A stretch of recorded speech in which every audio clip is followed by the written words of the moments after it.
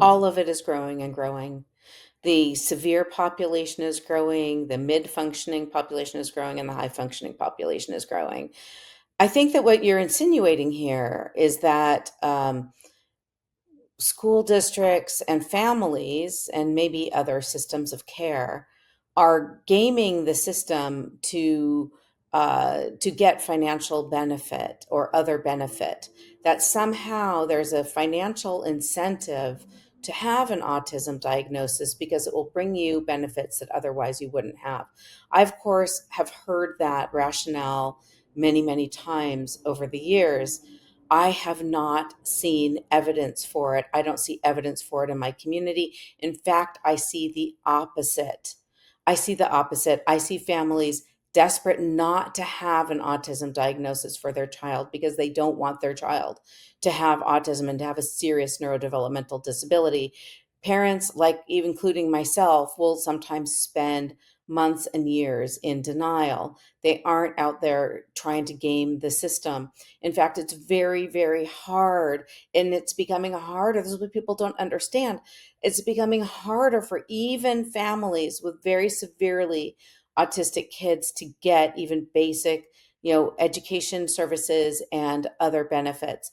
I have met family after family after family here in California with very clearly mentally disabled children, with what a diagnosis that I would definitely see as autism. They would meet the criteria very clearly, who cannot enter the system because they've been denied. And then they appeal and then they're denied again. It's almost routine when you apply for SSI, which for people who don't know it, it's Supplemental Security Income, which applies to people with significant disabilities who can't work.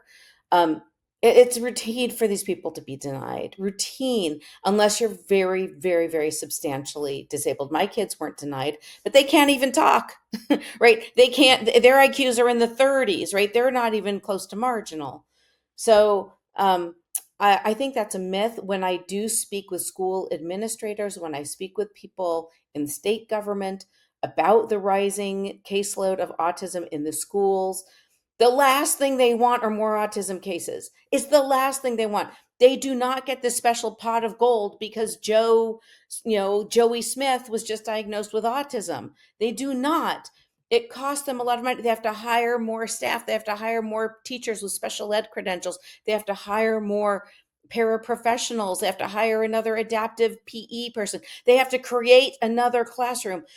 I've talked to school districts where year after year they've had to add more and more autism specific classrooms because the population of kids who cannot benefit from the standard curriculum are entering the system and in unprecedented numbers, and they need to provide more and more specialized instruction.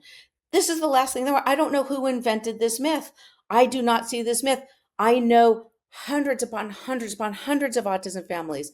I've interviewed, I can't even count how many people, right, in the community who serve this population.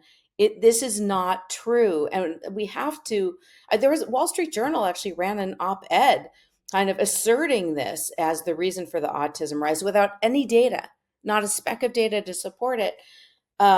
It's really absurd, and we have to get past it. If you liked this video, check out the full interview. Also, don't forget to hit the like button, subscribe, and click the bell icon so you get notified every time a new video is uploaded. Thanks for watching.